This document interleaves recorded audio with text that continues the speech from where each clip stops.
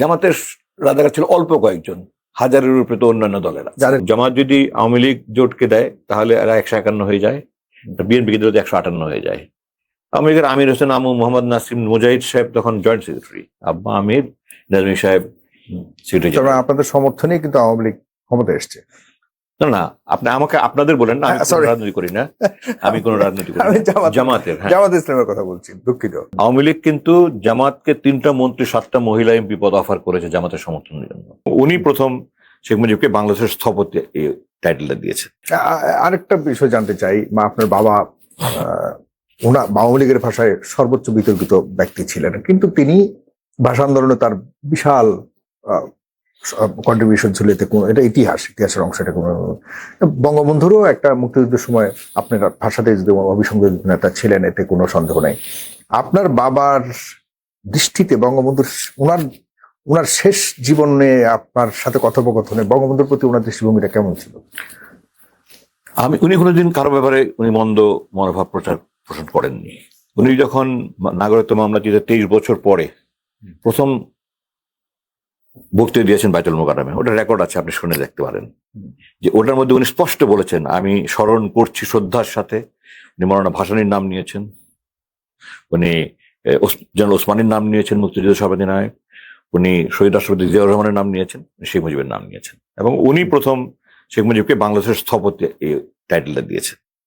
আচ্ছা, 1994 সালের জুন মাসে, আমার যদি একটু ভুল না হয়, জুন মাসের শেষের দিকে 23, 24, 25, 26 কোন একটা ডেটে উনি কোনোদিন মানুষের ব্যাপারে কারোর সম্পর্কে কোনোদিন কটু কথা আমাদের কাছে বলেননি। বরং আমার মনে আছে 1970 সালে, তখন কিন্তু 71 আসেনি, 70-এর 18 জানুয়ারি জামাতের একটা মিটিং হয়েছিল তৎকালীন পল্টন ময়দানে, যেটা এখন আউটডোর স্টেডিয়াম হয়ে গেছে। এটা বিশাল বড় মাঠ ছিল, আপনি জানেন কিনা জানি না। ঐতিহাসিক পল্টন ময়দানের সমস্ত মিটিং হতো এখন। এই পল্টন ময়দানের মিটিং এ আমার বাবাকে হত্যা করার জন্য আওয়ামী লীগ ছাত্রলীগ আক্রমণ করলো। তো আমার বাবাকে অক্ষত রাখার জন্য দলীয় নেতা কর্মীরা আমার বাবাকে ঘিরে রেখে কোন রকম গাড়িতে উঠে পার করে দিয়েছে, কিন্তু ওই দিন 2 জন মারা গেছে। আমি যখন ক্লাস 7-এ পড়ি, ক্লাস 7-এ একটা, আমি যেহেতু রাজনৈতিক পরিবারে জন্ম হয়েছি, সুতরাং আমি সচেতন শিখেছি, পত্রিকা পড়েছি। আমার বাবা পত্রিকায় বলেছিলেন বিবৃতি দিয়ে যে শেখ সাহেব, যেই বাবা নিজের সন্তানকে অন্যর গায়ে হাত উঠানো শিক্ষা দেয়, সেই সন্তান কিন্তু একদিন নিজের বাবার গায়ে হাত উঠাতে কুণ্ঠা করে না। Words to that effect, language word is. আপনি যখন 75 সালে মেরেছে কারা? মুক্তিযোদ্ধারা না? তো মুক্তিযোদ্ধা তো ওনার জন্য জান দিতে গিয়েছে। যেমন বাবার কথাটা 75 সালে 15 আগস্টে বলেছে। আর 75 আগস্টে যারা এটা কাজ করে তারা তো বলেছে আমরা মারতে যাইনি, কিন্তু ভিতরে গুলি আসার ফলে তারা ডিফেন্সের জন্য ফায়ার করতে হয়েছে, সেলফ ডিফেন্সের জন্য ফায়ার। তো শেখ সাহেব অ্যাকচুয়ালি অনেক উদার মনা ছিলেন, কিন্তু উনি রাজনীতির অ্যাকচুয়ালি রাষ্ট্র চালানোর মতো ওনার যোগ্যতা ছিল, এটা আমি বিশ্বাস করার যথেষ্ট কারণ নাই। আচ্ছা, 1971 রিলেটেড শেষ প্রশ্ন করছি। আপনার বাবার ভূমিকা নিয়ে, জামাত ইসলামের ভূমিকা নিয়ে তো অনেক প্রশ্ন আছে, বিতর্কিত প্রশ্ন আছে, এবং বিতর্কিত একটা জায়গাতে আপনার বাবাকে রাখা হয়েছে, যেটি আমরাও জেনে জেনে বড় হয়েছে, এবং এখনকার প্রজন্ম পর্যন্ত এটাই জানে যে 71-এর একমাত্র শত্রু বিরোধিতা করা দল জামাত ইসলাম, এবং আপনার বাবা ছিলেন এটার প্রতিষ্ঠাতা, বা আপনার বাবা ছিলেন এটার প্রধান। এটাকে আপনি কিভাবে ডিফাইন করবেন আমি জানি না, কিন্তু আপনার বাবার ভিতরে কখনো কি এই ধরনের অনুশোচনা এসছে কিনা যে না, তৎকালীন উনি কোনো অপরাধের সাথে সম্পৃক্ত ছিলেন না? হত্যা, লুণ্ঠন, অগ্নিসংযোগ, ধর্ষণ, এগুলির সাথে উনার বা ওনার দলের কোনো সম্পৃক্ত। প্রথম কথা হলো যে জামাত ইজ অ্যান ইনসিগনিফিকেন্ট পার্টি।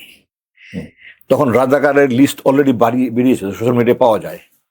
জামাতের রাজাকার ছিল অল্প কয়েকজন, হাজারের উপরে তো অন্যান্য দলেরা, যাদেরকে ফাঁসি দিয়েছে। কিন্তু মিথ্যা মামলা।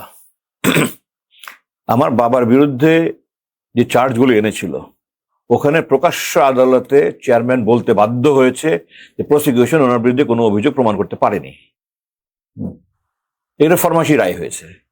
এই যে শিরোমিয়া আপনার দেলোয়ার হোসেন শাহিদি সাহেবের সাক্ষীকে আদালত চত্বর থেকে নিয়ে যাওয়া হয়েছে, এবং একটা সব বেরিয়ে আসছে। এখন আমি আপনাকে অনেকগুলো রিল পাঠাতে পারবো যে আমাকে জোর করে সাক্ষ্য দেওয়ানো হয়েছে, মৃত্যুর হুমকি বই দেয় সাক্ষ্য, আমাকে ধরে এনে এমন জায়গায় রেখে আমাকে শেখানো হয়েছে এই বলবা, এগুলো আমি ওখানে চিনিও না, তাকে জোর করে সাক্ষ্য দেওয়ানো হয়েছে। তো মিথ্যা মামলা। আপনি যদি তারা 71 অপরাধী হয়ে থাকে, তাহলে এই জামাতে তো 2 জন মন্ত্রী 3টা মন্ত্রণালয় চালাচ্ছে, একটা পয়সার দুর্নীতির অভিযোগ নাই কেন? মানুষগুলো হঠাৎ করে ফেরেশতা হয়ে গেল? জামাত কোনোদিন অস্বীকার করেনি, কেন টার্গেট? জামাত কোনোদিন অস্বীকার করেনি যে আমরা অখণ্ড পাকিস্তানের পক্ষে ছিল। তো জামাত যেটা দৃঢ়ভাবে সবসময় বলে এসছে, আমরা কোনো অপরাধের সাথে সম্পৃক্ত ছিলাম না। এটার সাথে ছিল মৌলী রাজাকার এবং শান্তি কমিটি, একটা পিস কমিটি ছিল। এবং আমার বাবা জামাতের প্রধান হিসাবে পিস কমিটির, সেন্ট্রাল কমিটির 39 জন মেম্বারের মধ্যে একজন মেম্বার ছিলেন, কোনো পোর্টফোলিও উনি হোল্ড করেননি। পিস কমিটির সভাপতি কে ছিল, সেক্রেটারি কে ছিল, জয়েন্ট সেক্রেটারি কে ছিল, মানুষ নামও জানে না। এসব মুসলিম লীগের ছিল, কারণ এর আগ পর্যন্ত ক্ষমতা মুসলিম লীগের হাতে ছিল। 71 সালের আগ পর্যন্ত ক্ষমতা মুসলিম লীগের হাতে ছিল। Muslim League was leading the country from 47 till 71। তো সেই হিসাবে Muslim League was the largest party, অথচ তাদের কারা কে ছিল নেতা তাদের নামও তো বলতে পারে না। জয়েন্ট যে সেক্রেটারি যে ছিলেন অ্যাডভোকেট নুরুল হক মজুমদার, ওনাকে আমি দেখেছি, উনি বাবা যখন ইন্তেকাল করেন তখন উনি প্র্যাকটিস করেন কোর্টে। কারণ তারা ইসলাম নিয়ে কথা বলে নাই, অন্য কোনো দল ইসলাম নিয়ে কথা বলে নাই, তারা সরাসরি ইসলামকে আক্রমণ করতে পারে না। এই কারণে তারা জামাতকে ট্যাগটা দিয়েছে। ইংরেজিতে বলে, আপনি নিশ্চয় জানেন যে give the dog a bad name and kill the dog. তাকে ধ্বংস করতে হলে তাকে একটা ব্যাড নাম করো, করে তাকে ধ্বংস করো। তো তারা দেখেছে Jamaat is the only threat, Jamaat is the only strong party against India. সুতরাং জামাতকে যদি দূরে সরিয়ে রাখা যায় তাহলে আমরা সেফ। এখানে আর একটা কথা খুব ভেরি ইম্পর্টেন্ট বলে, আমি আজ পর্যন্ত কাউকে বলিনি, আপনাকে বলছি। আমি তো সেনাবাহিনীর দীর্ঘদিন ছিলাম, বাবার সাথে আমি প্রথম দিকে থেকে, আমি সবসময় যেহেতু ছোটবেলা থেকে এগুলি সচেতন ছিলাম, আমি জিজ্ঞাসা করলে বাবা আমাকে সবসময় বলতেন যে না, তুমি সেনাবাহিনীতে একজন নিজেকে পেশাদার অফিসার গড়ে তোলো, তোমার এগুলো নিয়ে মাথা ঘামানোর দরকার নেই। আমি বলতাম যে আব্বা, আমার মাথা ঘামানোর দরকার নেই, ঠিক আছে, আমি এটাতে ইনভলভ হচ্ছে না, কিন্তু আমাকে তো ওয়াকেবল থাকতে হবে, বিকজ আপনার গায়ে আগুন লাগলে এটা আমার গায়ে লাগবে। তো আমার নিজের জন্য, আমাকে সাবধানতার জন্য আমাকে জানতে হবে কি হচ্ছে না হচ্ছে, আমার মেন্টাল প্রিপারেশনের ব্যাপার আছে। তো যার ফলে আস্তে আস্তে আমি আব্বার সাথে অনেক আলোচনা করতাম। 2001 নির্বাচনের আগ পর্যন্ত কোনদিন জামাতকে যুদ্ধাপরাধী বলেছে? আপনি একটা রেকর্ড দেখান। 91 সালে যখন জামাত বিএনপিকে সমর্থন দিল, নিঃশর্ত সমর্থন, আওয়ামী লীগ কিন্তু জামাতকে 3টা মন্ত্রী 7টা মহিলা এমপি পদ অফার করেছে জামাতের সমর্থনের জন্য। 86 তো আপনার ইয়ে তো গেছে, আওয়ামী লীগের সাথেই গেছে। আমি বলছি আপনি কোন সালে? 86 কথা বলতেছি। 86 না, আপনার এরশাদ পিরিয়ডে পুরোটাই সব দল যুগপৎ আন্দোলন করেছে, আওয়ামী লীগের সাথে না। আওয়ামী লীগের নেতৃত্বে 15 দল, কিন্তু আমার চোখে দেখা, আমি তখন ঢাকায় মার্শাল সময় আমি ঢাকায় ডিউটি করি। আওয়ামী লীগের নেতৃত্বে 15 দল, বিএনপি নেতৃত্বে 7 দল, আর জামাত একা। 3 দলের লিয়াজো কমিটি ছিল, লিয়াজো করে একসাথে লিয়াজো করতো, কিন্তু আওয়ামী লীগের সাথে গেছে, এটা ঠিক নয়। 1 নম্বর। 2 নম্বর হলো 82-তে এরশাদ মার্চে বাংলাদেশে সামরিক শাসন জারি করলো। এরপরে আন্দোলন হতে হতে হতে 90 ডিসেম্বরে পতন হলো।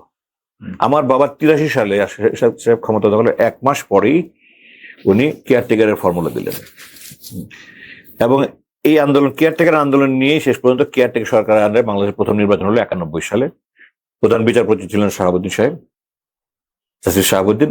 উনি ভারপ্রাপ্ত রাষ্ট্রপতি এবং উনি ভারপ্রাপ্ত কেয়ারটেকার, উনি কেয়ারটেকার চিফ হিসেবে উনি নির্বাচন দিলেন, এবং ওই নির্বাচনে বিএনপি 140টা পেল, আওয়ামী লীগ 85, জাতীয় পার্টি 35, বাম দলগুলো 1-2টা করে দল পেয়েছে, কিছু ইন্ডিপেন্ডেন্ট নিয়ে আওয়ামী লীগ 133টা করে ফেলেছে জাতীয় পার্টি এবং অন্যান্যদেরকে নিয়ে। তখন জামাত ব্যালেন্স অফ পাওয়ার হয়ে গেল 18টা পেয়ে। যে জামাত যদি আওয়ামী লীগ জোটকে দেয় তাহলে এরা 151 হয়ে যায়, বিএনপিকে দিলে 158 হয়ে যায়। আওয়ামী লীগের আমির হোসেন আমু, মোহাম্মদ নাসিম, মুজাহিদ সাহেব তখন জয়েন্ট সেক্রেটারি, আব্বা আমির, নাজমি সাহেব সেক্রেটারি। আপনাদের সমর্থনে কিন্তু আওয়ামী লীগ ক্ষমতা এসছে।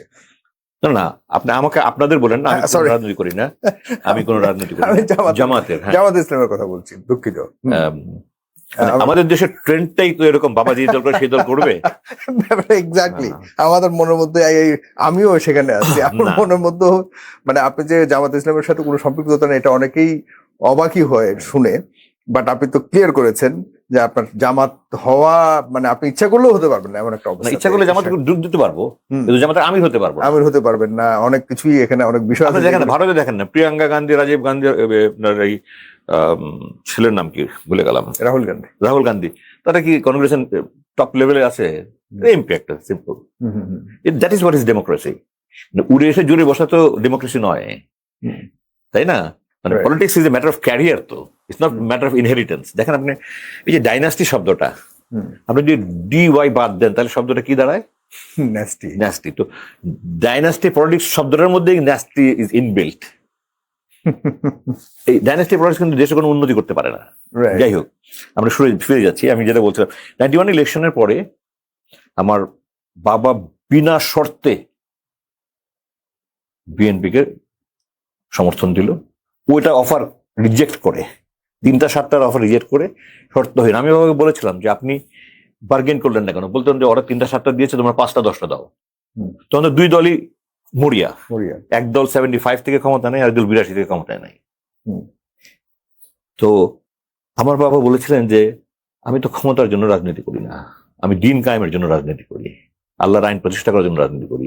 আমি যদি সরকারের অংশীদার হয়ে যাই, সরকার যদি দিন বিরোধী কোনো কিছু করে, তাহলে তো আমি প্রতিবাদ করতে পারবো, আমার মুখ বন্ধ হয়ে যাবে। তো তাহলে আপনার সমর্থন আওয়ামী লীগকে দিলেন না কেন? ওরা তো ভারতপন্থী দল, ওদের ইতিহাস তো বলে ওরা ভারতপন্থী দল। তাহলে আপনারা চুপ থাকলেন না কেন? কাউকে সমর্থন দিতেন না, দেশে একটা কনস্টিটিউশনাল ক্রাইসিস হয়ে যেত। এবং তখন একটা মানে ভারত এটা পরিস্থিতি ঘোলা করার জন্য আওয়ামী লীগকে দিয়ে একটা এমন পরিস্থিতি সৃষ্টি করতো, দেশটা একটা অরাজকতা সৃষ্টি হয়েছিল। আমি শর্তহীনভাবে গণতন্ত্র উত্তরণের জন্য বিএনপিকে সমর্থন দিচ্ছি, এবং প্রথম ম্যাডাম জিয়া কিন্তু ইয়ে হয়েছে, আমরা প্রধানমন্ত্রী হয়েছে।